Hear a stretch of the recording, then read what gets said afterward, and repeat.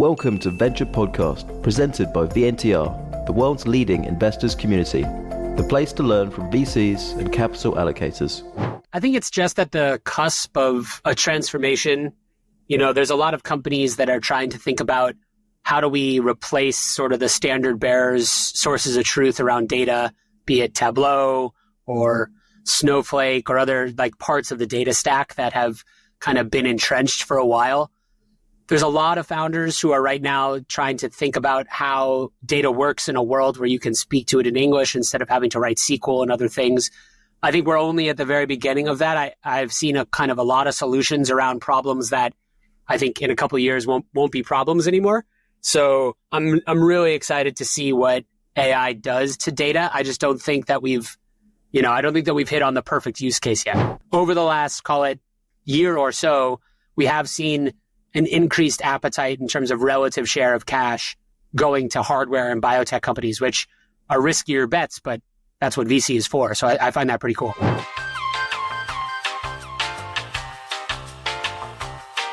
Hey guys, welcome to the VNTR podcast. And today we would like to welcome Peter Walker, Head of Insights at Carta. Welcome, Peter. We would love to learn a little bit about your background, and then we will dive into various questions around insights. Absolutely. Yeah, Yuri, thanks for having me. I currently work at Carta, the equity management platform and fund administrator for many US venture funds. But before that, I was bouncing around at small startups, running data analytics and marketing teams. I'm currently based in San Francisco. I've been here for about 6 years and, love getting to meet all the founders in the city and kind of the center of startup world that it happens to be at the moment. So it's been super fun. I was based 11 years in San Francisco. Now I'm based in Portugal. Nice. How is the environment in San Francisco these days? I think it's actually pretty great. I won't deny that there were some serious challenges with the city over COVID and in the last couple of years, but it really feels like the energy is back. So it's been an awesome last, call it 6 or 7 months here. Is it driven by AI startups mostly, or which industries? Lots of AI for sure. I mean, all of the Y Combinator hype in the city definitely doesn't hurt. I think Gary's done a pretty amazing job kind of bringing the focus on startups back to SF. But AI is definitely the topic on everybody's mind. And speaking, you spent your whole life your whole career in data and data analytics. Is there any particular trends? I mean, we speak about AI a little bit. Is there any particular trend that you're particularly interested in? I know you post a lot of content on LinkedIn, but is there anything that particularly interests you about this space? I think it's just at the cusp of a transformation.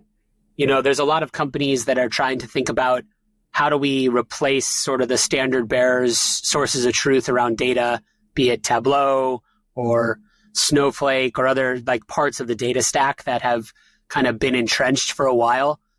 There's a lot of founders who are right now trying to think about how data works in a world where you can speak to it in English instead of having to write SQL and other things. I think we're only at the very beginning of that. I've seen a lot of solutions around problems that I think in a couple of years won't be problems anymore. So I'm really excited to see what AI does to data. I just don't think that we've hit on the perfect use case yet. So in a way, kind of when you joined Carta, so they already had the insights position, right? It's first time I see insights, head of insights or insights position in any company. So how do you define this position? So when I came into Carta, we sort of built this position, this function together, myself and my old CMO. So it's within marketing. I report directly to the CMO, and I would define it as making better use of proprietary data to build brand and love for a company. That's about, I would say 50% of my job is this externally focused evangelism for Carta. And then the other 50% is trying to figure out how to better use our data in our products as well. So it's kind of both sides of the house. But I agree. I don't think it's a super common function or position within a lot of B2B companies, but I would bet that it's going to become more common over the next 3 to 5 years because it's a great way to be customer aligned to your to your prospects and to your ICP. It's definitely amazing example for other companies to build this content marketing. And we do feature your posts from time to time in our weekly newsletter. So we do feature PitchBook content, Crunchbase, and your posts from time to time. Not every post, but from time to time. I'll have to do better so we can get to every post, Yeah, that's on me. And how do you decide what to analyze or what to feature? Is it every day you have something else? So it's a lot of, I would say at the beginning, it was a lot of trial and error, like just kind of figuring out what topics and places where we could add the most value.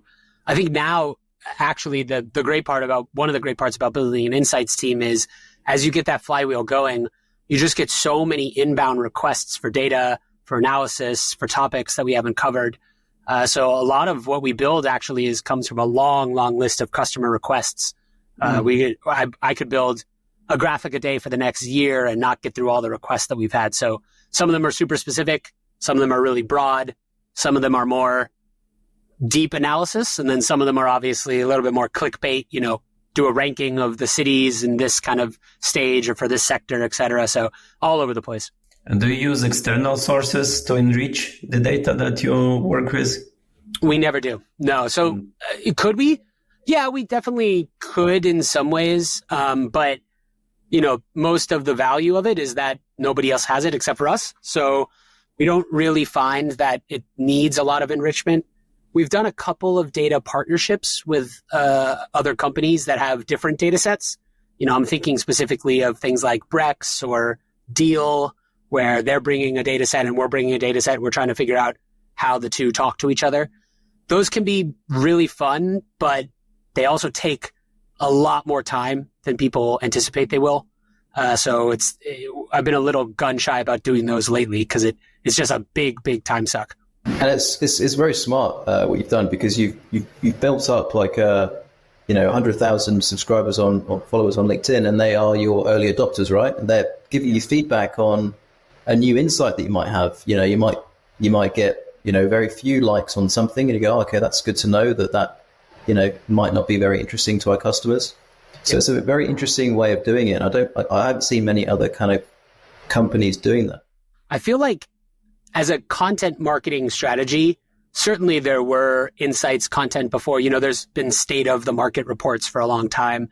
I think the way that the big innovation that we've had is that we do it all the time consistently in like bite-sized snippets, in addition to the big reports. When I talk to people who want to build insights teams at their companies, oftentimes they think what they need to do is spend a couple months bringing together this big PDF where they say all this stuff. And really what they should be doing is being on social every single day with a new something. Doesn't need to look great. Doesn't need to be that insightful. Like get the cycle going, because you're never going to know what really hits unless you get enough at-bats at it. The reps are really, really important. Yeah, so CB Insight was quite known for these reports, right? Yep. That they have, but it's long reports with call to action. You need to download, submit your contacts, right? In your case, it's quite engaging, and I see a lot of likes, comments. So it's people love it and reshare. So it works great. Yeah, that's the metric that I wish I could track that I can't track. But really, it's like, how many times does a chart that we put out show up in a WhatsApp group between a bunch of founders? Like, that's the stuff that we really want. And what type of AI do you use in your insights? Like, did you start using any AI to analyze your data? No, we've used none. I've played around with a bunch of tools. Could we use it in the future? Maybe. It's wrong enough that it doesn't seem useful. I mean, it's useful for sparking ideas about the ways you would visualize something or questions you could ask. So I've used it sometimes in the ideation phase, but for the actual creation of things, it's wrong enough that I don't want to put out incorrect data. So the other problem is that obviously we work with aggregated and anonymized insights only. Feeding that to an AI offers a lot of potential for disaggregation and for the AI to spit out something. There's been a request like, why don't you just make the aggregated data sets available and then the AI can answer questions from users? You can just build a web interface for it. You could make a bot and ask the bot various questions. And we've made bots. Yeah, they don't. We don't find that they're good enough yet. We'll put it that way. I was going to say it's good to know that the data analysis kind of profession is still kind of safe for now, because there needs to be someone kind of sense checking each step of the way, right? Because it's very easy for AI to spit out something that looks good, and looks exciting, but then you need someone to kind of authorize it on the way. I think that this is a problem that a lot of startups are trying to solve, but they're solving it from a very odd place. So a lot of the startups that are in the data visualization, trying to displace Tableau, for instance, they come at it by saying, what we'd like to do is solve the problem of the data request channel at your company, where a salesperson goes in and asks the data team to pull something that they should be able to pull themselves. I just don't think that is that big a problem. Like the salesperson gets one piece of value out of that tool then once a month, maybe. It just doesn't have the immediate impact. I think the ones that are approaching it a little bit more strategically are solving the problems for the data scientists themselves and not necessarily trying to, quote unquote, democratize data access. Because the one time that the salesperson asks the AI for something, the AI gives them an answer and that answer proves to be wrong, that salesperson is never going to ask that AI anything again, if they've shared it with execs or other people. And what is your toolkit that you would recommend to insights teams to use to build up their insights department? So I'll say the tech stack that I work with, and then maybe the ideal tech stack if you're just starting out. So I spend a lot of time, it's Snowflake to dbt or ETLs, whatever you want to build your transfer stuff in, and then SQL into Tableau. From Tableau, there's where you build the graphics, and then I finish off the graphics in terms of the polish and everything in Figma, the design tool. If I was starting today, I'd consider using Flourish and Canva instead of Tableau and Figma. The integration in Flourish is nicer, not as good in terms of or much better in terms of the animation of the visuals. Maybe not as good in terms of the fine-grained controls, but there's a lot of ways to build charts. Basically, all you need is a chart and a design tool, and you can get started. Do you think human instincts and basically human nature, obviously it plays a role, but do you like focusing on that when you're building graphs out? Because it's very easy just to get stuck on the numbers, right, like a robot. But I guess it takes experience to kind of step back and say, what is, and this goes into your other part of your role, the storytelling, right? Do you have like an artistic kind of process for storytelling, a formula or anything like that could help our viewers? I feel as though the storytelling part is maybe harder than the data part sometimes. The data part is, you have to have a certain level of skill, I guess, with the visualization tools, et cetera. But as we've been talking about, AI might automate that pretty soon. And then it's about taste. It's about writing first and foremost. So the best way to get better at storytelling is to write every day. And then the other one is like understanding of the audience. There's a lot of charts that we could produce that show, spikes in X, Y, or Z variable, but that doesn't really tell you anything about what's going on underneath the surface. Like, can you ask the second order question of why does this matter? What should someone take away from this chart? I think that this is certainly useful for insights teams, but I've done some coaching too on just general presentations for execs when you're using data, how to get better at that and weave that data into a compelling narrative instead of just throwing chart after chart after chart on the screen and saying, isn't this interesting? It's kind of a nuanced thing. I think you need some experience to kind of figure out what works and what doesn't. So you kind of ask, here's an interesting graph, here's an interesting kind of insight, and then this is what it means for X, Y, Z people. That's kind of like the skeleton, I guess. I'd actually maybe flip that. I would say, here's what X, Y people are interested in or trying to solve. And then do we have data that speaks to it, and go in with a hypothesis and it's either confirmed or rejected. in some cases, or, null, you don't really have enough data to talk to it. But I usually start with the question and then try to see if we can answer it. And if we can answer it, then maybe I've gone on a rabbit hole that's interesting in and of itself. But so let's dive into some trends that you see, right? Kind of you're posting lots of, like, just in 1 week you were discussing about fundraising, sales of companies, salaries, kind of a bunch of different topics. Yeah. Should we use SAFE or price rounds? So how do you kind of, in terms of fundraising right now, where do you see the hardest stage in terms of raising funds? Early stage, late stage? Late stage is definitely harder. It's a tricky thing to talk about because, many of those late stage companies are already highly valued startups or scale ups at this point. They're not as much at risk of going out of business, although that sometimes does happen, but they're still dealing with the overvaluation of 2021. So many of them raised huge rounds in that year and for very, very high valuations. And now they're having to right-size the business because they're trying to work back up towards that valuation that maybe doesn't actually apply in their case anymore. So you see down rounds, you see bridge rounds, you see all sorts of things. But in terms of just capital deployment, it's been harder the closer that you were to IPO. Although, of course, it's not easy right now in seed and Series A. It's still it's a much more difficult market than it was in 21. But 21 was like a historical aberration, really. Just so it was too easy, probably, to raise capital. There was I think companies on Carta raised something like $220 billion in a single year. And so we're still dealing with all the after effects that come from such a gigantic amount of fundraising in a single short period of time. Yeah, we definitely see that investors are not super actively deploying right now. And kind of what is your feeling when it's going to change? Like, what should happen? What should happen so that liquidity will come back to market and people will start deploying more? Look, I mean, there's a lot of answers to liquidity, but when you really boil it down, there's only one answer, which is IPOs. Yeah. M&A cannot take the place of IPOs. Secondary sales cannot take the place of IPOs.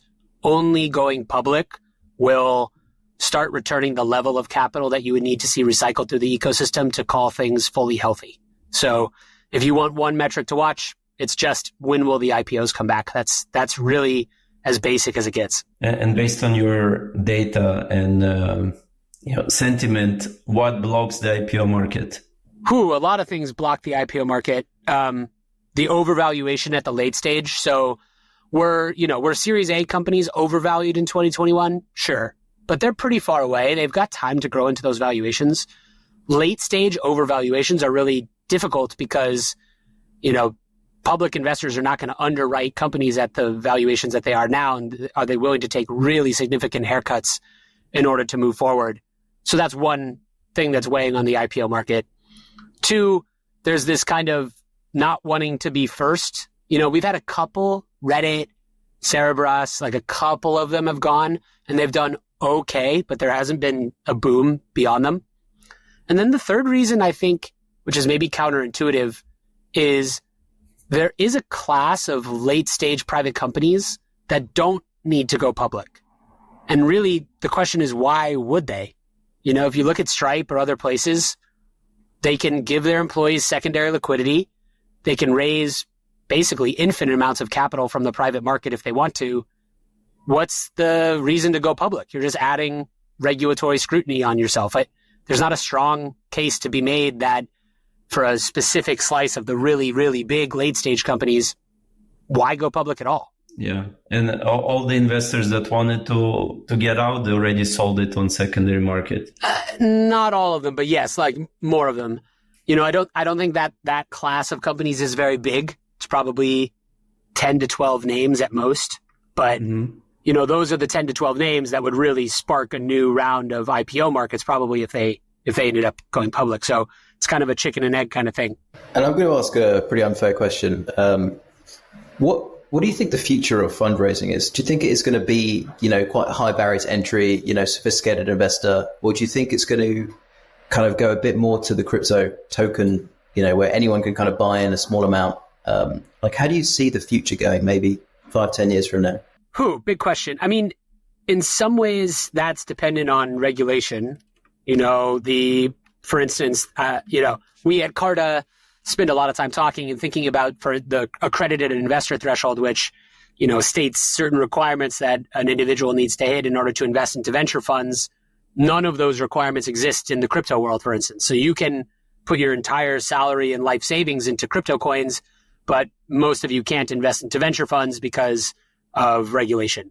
Is that right? Maybe it wouldn't be good if there was no regulation, but also it's kind of weird that dichotomy exists. To be honest, contrarian point maybe a little bit here. There's a question as to whether or not there's too much money in venture already.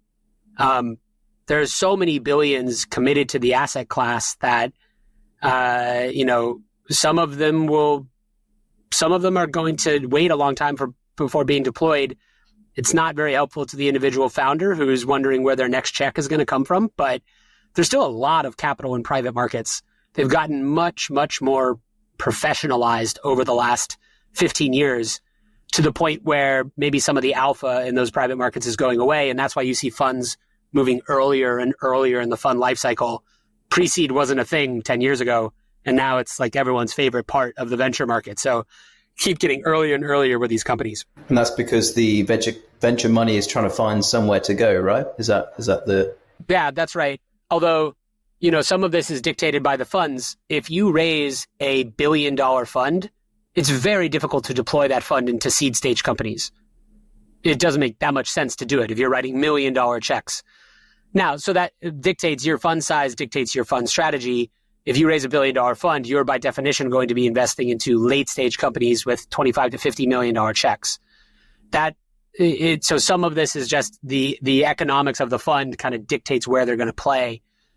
We have seen a lot of funds being raised in the boom times, and now the question is how many of those fund managers are going to be able to raise their second or third funds in this more difficult landscape.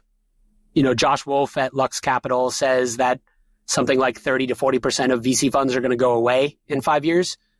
I think that's probably pessimistic, but I wouldn't be shocked if he's right. There's news that this fund returned funds to their LPs because they don't have enough deal flow to deploy into, or the thesis is not the same anymore, right? Opportunity funds that were raised, there are no opportunities for some reason to deploy anymore. Yeah. No, I mean, I guess those fund managers think that there are no opportunities. I think there's a couple headlines out there about funds returning capital. I think by and large, funds are not going to return capital. The question is, are the funds that have raised now, are they going to be able to raise the next fund? LPs are being much more choosy about the kinds of funds they invest in. And as usually is the case in a down market, LPs kind of retreat to the names they know. So all the big fundraisers have happened with really brand named venture, Andreessen, et cetera. So where does that leave the emerging manager? It's a difficult moment for them, for sure. So where's all this money going to go then? If venture's kind of a bottleneck, the door's too small for all this money, where do you think it's going to go? I have no idea, to be honest. I mean, some of it will go into secondaries, some of it will go into growth equity or PE. Traditionally an LP 10 years ago a big institutional LP may have devoted 8%, maybe 10% of their money to the venture capital asset class.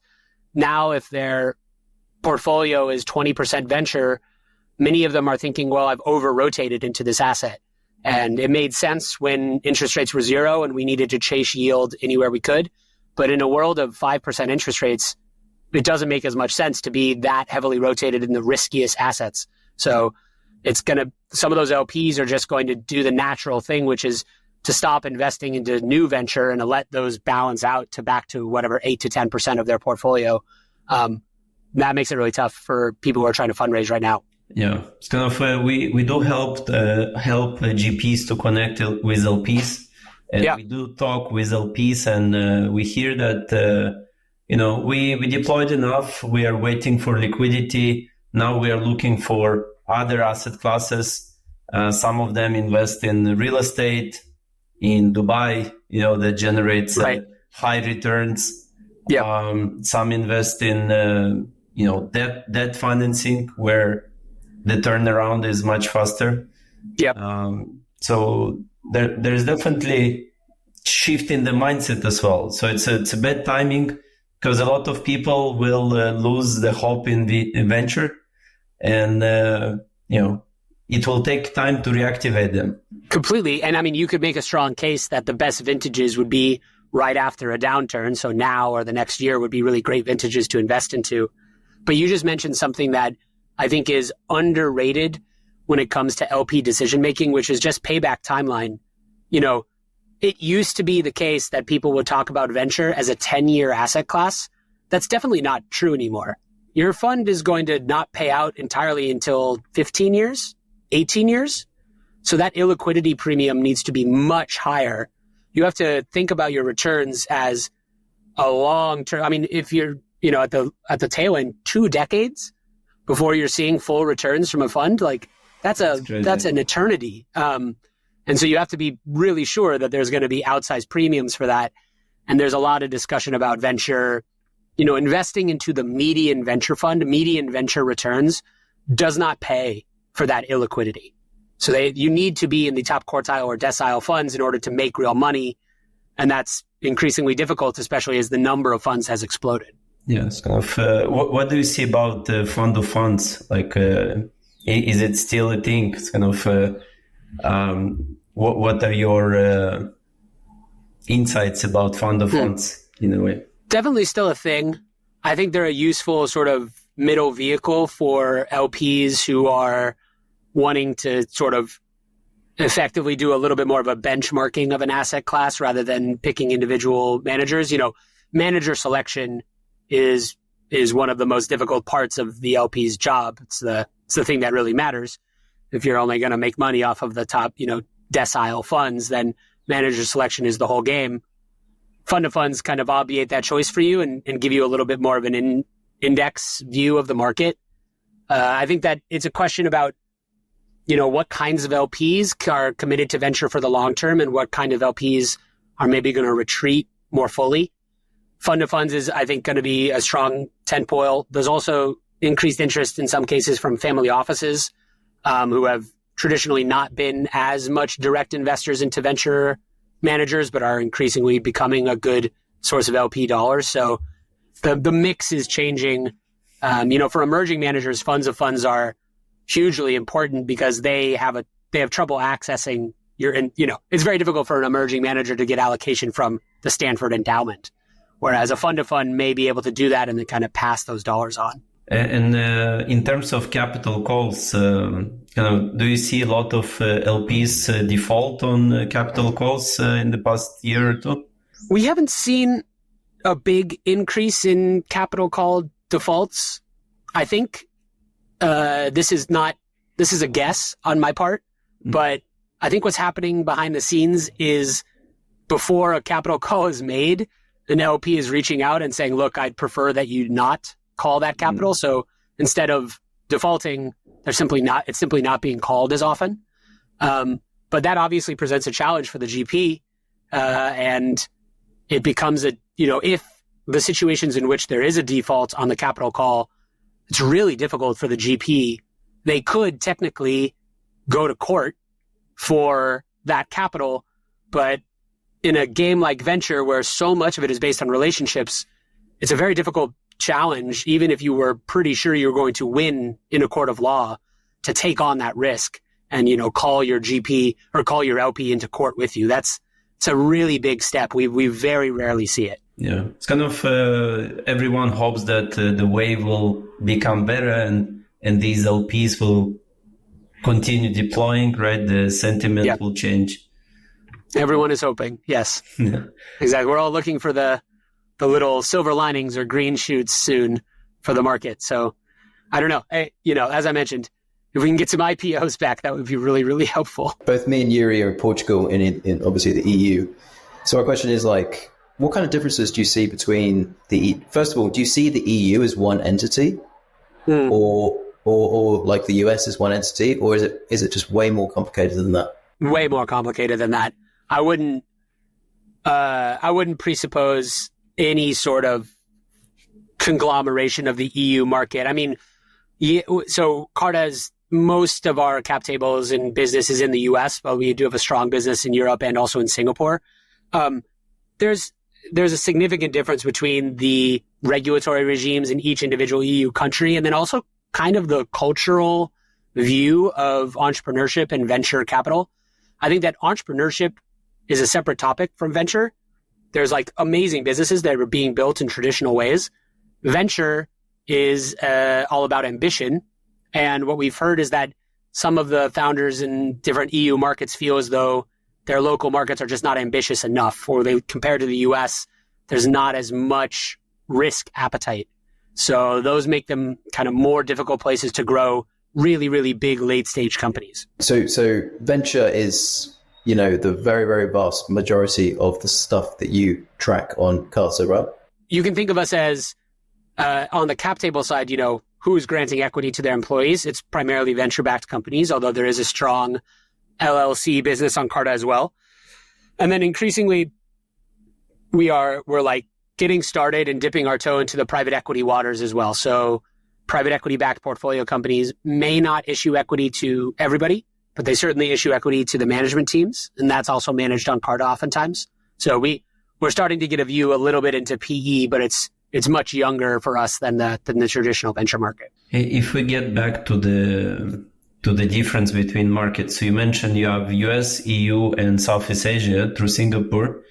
Where do you see the most activity, or kind of the healthier market in terms of VC deployment, capital raises, new funds? Yeah. How does it compare? I'll caveat at the top that my aperture into these markets is much more narrow in the UK, Europe, and in Singapore than it is in the US. So, some of this may be a little overextended, these claims, but definitely I think that the US is the healthiest market in terms of venture. In terms of deployment, fundraising for new funds, fundraising as an individual company, and then, of course, the tailwind that we have seen in mature venture ecosystems in the US from AI. So when we look at AI investment, it is being dominated by US domiciled companies, and in particular, those in San Francisco and the Bay Area. Without that sort of tailwind to the entire market, things would look worse in the US than they do. There's always a new cycle of hype. And this one, AI, I think, is going to last for a lot longer than, say, the blockchain one did.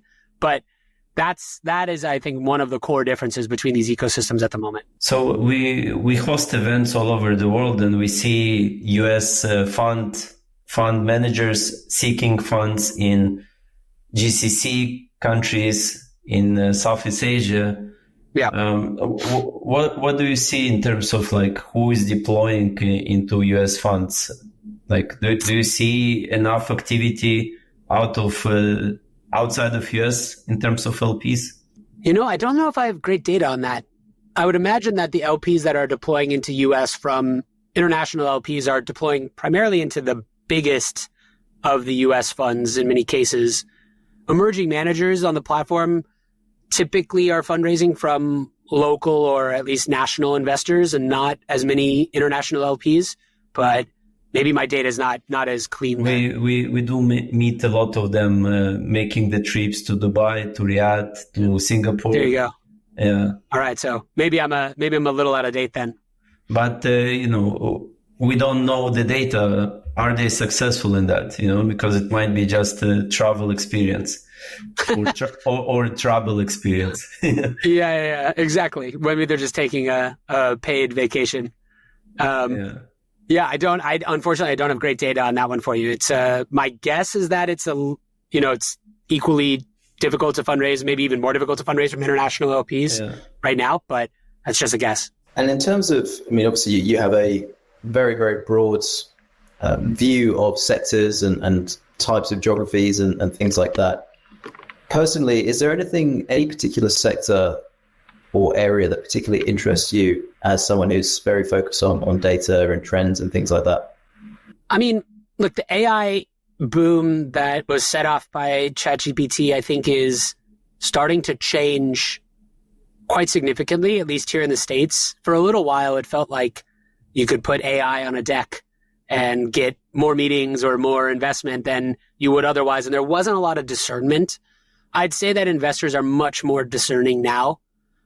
So there's kind of two classes of AI companies: infrastructure on one end, infrastructure dev tools, et cetera, and then application layer AI. And those two things are being treated much more differently now from investors. So oftentimes what we'll hear is that AI is no longer the front page of the pitch. It's just part of the tech stack because, of course, you're using the latest and greatest technologies to, further your customer insight. I think that will have impacts on how companies are valued and eventual exits, et cetera, down the road. I think that's healthy. We got a little over our skis with the initial anticipation, and so now companies are back to being judged. But beyond the AI, I think it's pretty cool what's happening in hardware and biotech. There's been a little bit of a rotation towards those categories away from SaaS. SaaS is still the number one sector and business model that we track on Carta, but over the last, call it, year or so, we have seen an increased appetite in terms of relative share of cash going to hardware and biotech companies, which are riskier bets, but that's what VC is for. So I find that pretty cool. Absolutely. And I love what you said before about the data you wish you could have is people sharing screenshots with each other. Yeah. That's really interesting because that really shows that someone's gone out of their way to show their friends, one of Carter's insights. But do you have any other kind of those, I guess, I don't want to call it weird metrics, but anything else that you kind of aim for like that? Yeah. So I think one of the ways that an insights team or that content marketing in general can get into trouble is just trying to track things too closely. And by doing that, you oftentimes inhibit your reach. So if you, for instance, throw UTM links in every social post that you make because you want to know exactly the ROI of this specific social post, that post will be seen by fewer people. So you are literally cutting off your reach in order to prove value. So in Carta, I'm lucky to not have those restrictions. So basically all that I do is try to get this data in the hands of as many people as possible. And I don't worry too much about tracking how it's working.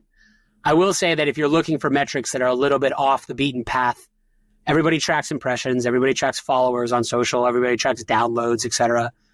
My core metric when I'm talking about top of the funnel generating awareness on, say, LinkedIn is actually inbound DMs. Impressions are useful, followers are useful, but I track the number of times that I am messaged by individuals every month.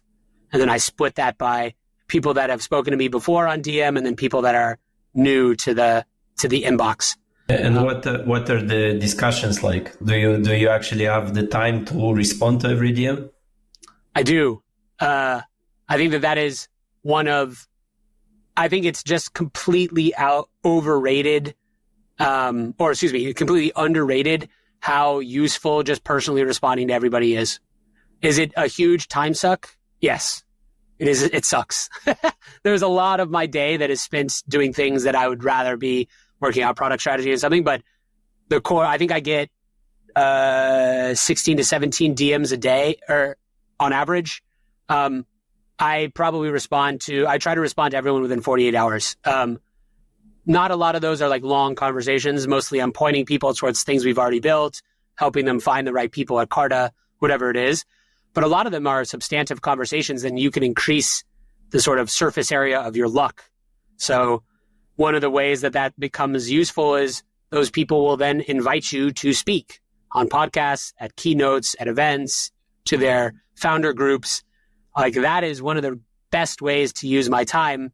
I would never be invited to speak to those people if I didn't put the work in up front. So to me, if you're trying to build an insights team, tracking meaningful conversations is a much better metric than tracking just total impressions. And what about like social listening, like looking at things like, social media Reddits, Google Trends. Do you guys do much of that kind of stuff, or do you try to keep it quite kind of close to your own proprietary data? We don't do a lot of it. I mean, maybe I'm missing out on some useful things there. I think more granular than that is just staying close to the conversation that your target market is having. So for us, that's early stage founders and investors.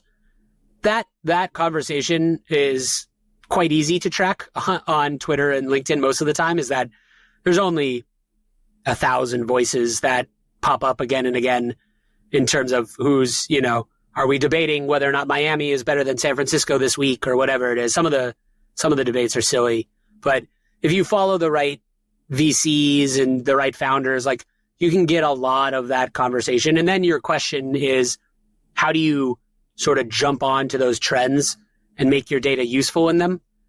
Newsjacking that way is, it's an interesting tactic. It can be a lot of wasted time if you're trying to just like be very, very in touch with the conversation and, oh, Keith Raboy posted this on yesterday, so I need to respond to him in this way with this data. Sometimes that's useful. It's more just about like, what is the general air around the worlds that you're trying to get into. So I do have, dashboards where I'll track certain creators and things on X and on LinkedIn, but I don't spend a ton of time doing Google Trends or Sprinkler or social listening. So there are lots of talks about data-driven investing or data-driven investors, right? Yep. So what type of tools or access to any abstract data that you guys have you plan to offer to investors or make investors more data-driven investors? Yeah, it's interesting that, when you really scratch the surface of early stage venture, I would say it's not very data-driven yet. It could be more data-driven. Now, the question is, will that data be actively useful or not? I think there's some really cool venture funds that are doing interesting things with data, but it's by and large not the majority of early stage VC. As you get to late stage and then PE and et cetera, those are very, very data-driven shops, mostly because they have more data to work with. There's real revenues, et cetera, et cetera.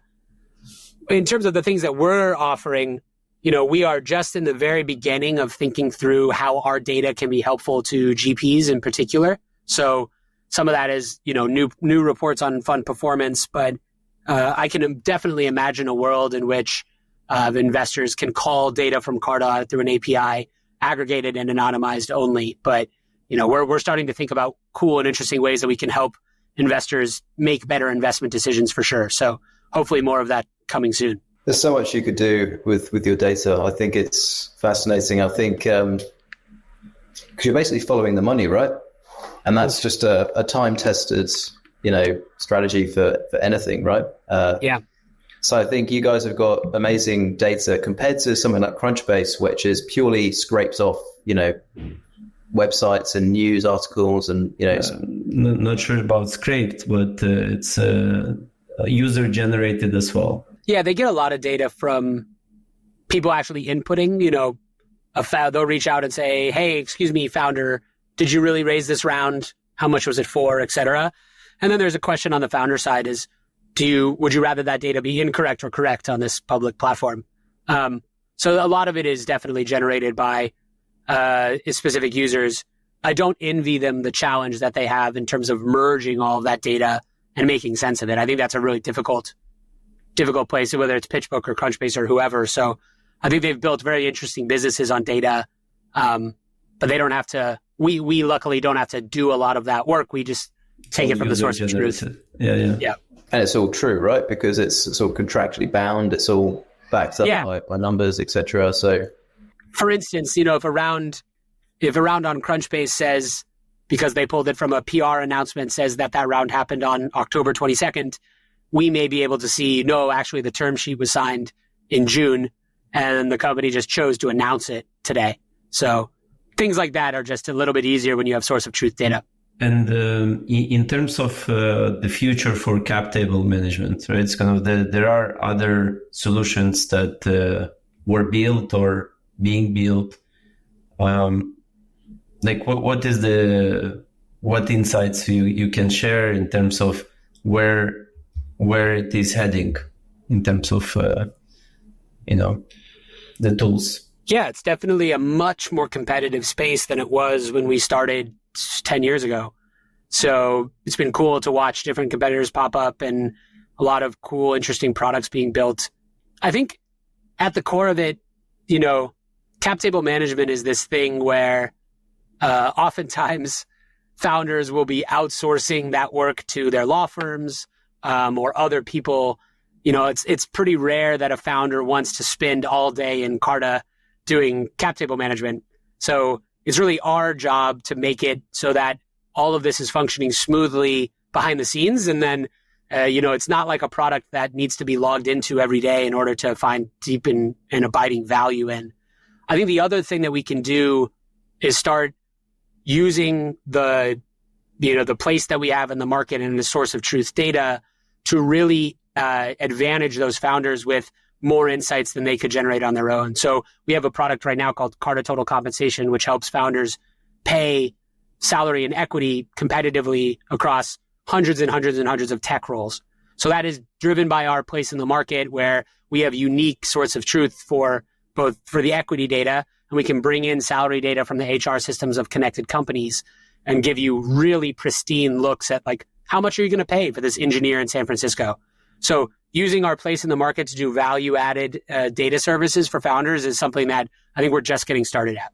That's cool. That's why you mentioned the collaborations with HR partners, right? Yeah, we're actually deeply embedded now in Rippling and a couple other ones where you can see all of your payroll data in one place, and then you can also see equity data from Carta, so you don't have to go manage that in two different platforms. Amazing. Possibilities are endless, right? When you start off with the ownership structure in the middle, you could branch out to any business function, really, couldn't you? Financing, obviously hiring, whatever, accounting. You really could. The question is which should you? It becomes the difficult product strategy. Yeah, the focus is important. I think the other clear area of excitement that we have on the cap table side is traditionally Carta has been sort of a source of truth, a repository, a record of what happened. But increasingly, you could imagine a future in which Carta is actively involved in the transactions themselves. So we already do this with safe financings on the platform where you could actually create, issue, and wire money for that safe all through Carta pipes. You could imagine a very similar future for priced equity rounds as well, where a lot of the drudgery with priced rounds, which they take forever, there's so many lawyers involved. There's a lot of like sending DocuSigns and signature packets and tracking Excel sheets and all this stuff. Like you could imagine that workflow being incorporated directly into Carta. And then once everyone digitally signs, all of the equity is automatically issued. It flows through the cap table and it's very clean and easy. So moving into the actual transaction flow for some of these fundraising tools, I think is a wonderful place for us to continue to focus on, just so founders spend less time fundraising and more time building their business. Save money, save time. Yeah, definitely. Save their, law firms from having to hire tons of paralegals so they can literally track DocuSign signatures back and forth. Like that's stuff that software should do, not humans. Or AI. Or AI, yeah.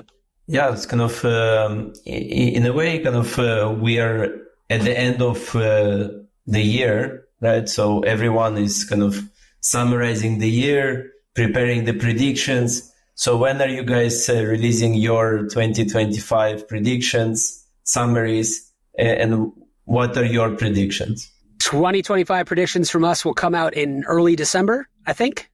So yeah, we do the same thing. We look over all our data and start thinking about the next year. If I'm going to make one or two predictions now, I think very clearly 2023 was the worst of the downturn. 2024 has been better, though not much better, still very sluggish. The question is, do we return to a much more expansive capital environment in 2025? And that depends on interest rates and IPOs, primarily. My guess is that IPOs come back next year, just based on the number of late-stage private companies that have either done down rounds and revalued themselves to something that makes sense, or are growing fast enough that it no longer they no longer need to do the down round, and they've kind of grown into those valuations since it's been 3 years since they raised capital. So that's maybe a little bit optimistic, but I am expecting that 2025 will hold more IPOs than this year did. The other big question for me is what happens to the cohort of companies that was caught in the middle.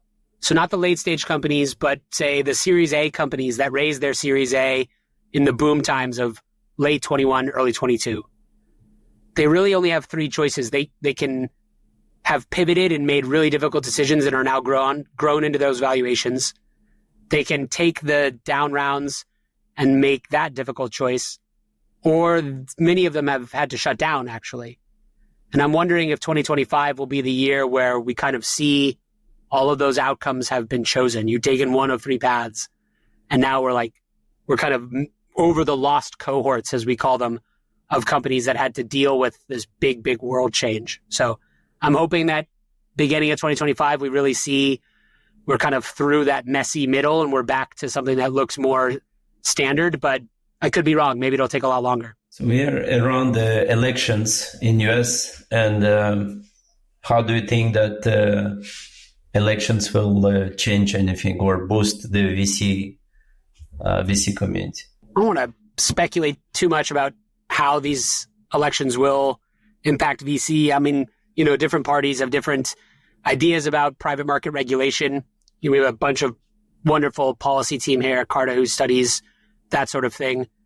I will say that, some of the things that have been attributed to, policies, I think one of the major ones that seems to impact private markets is just M&A regulation or acquisition enforcement. That really affects very, very big private companies, people like Figma or other places where there's been challenges to mergers and acquisitions. The vast majority of acquisitions in the private market are actually for pretty small companies. Seed and Series A is the most likely acquisition period. And those aren't really affected as much by big regulation as they are just by willingness of the buyers to buy. So I don't know exactly what's going to happen with the election. I'm sure, maybe we'll see investment slow down for that week as people sort of digest what's happening. But I hope either way that 2025 will be better than 2024 was. Yeah, we definitely hope that VC trends will improve and people will deploy more. It's kind of we are hosting our annual summit in November 13 in Lisbon. So we would like to invite you to join us if you are traveling or troubling. So we are gathering our global community in Lisbon at VNTR Summit. So check out at summit.vntrvc, and it is complimentary for active investors to join our summit. Cool. And we would love to have you with us in Lisbon. And thank you very much for sharing your insights. We will follow you and try to repost you more and learn from you, definitely. You've already reposted me enough. I appreciate it. And let's explore how we can collaborate with you guys more as Carta, because we are building world's largest investors community. I love that. Many more conversations to come. Amazing. Thank you, Peter. Thanks, Nico. Thanks so much for your time. See you soon. Cheers. Thanks, y'all.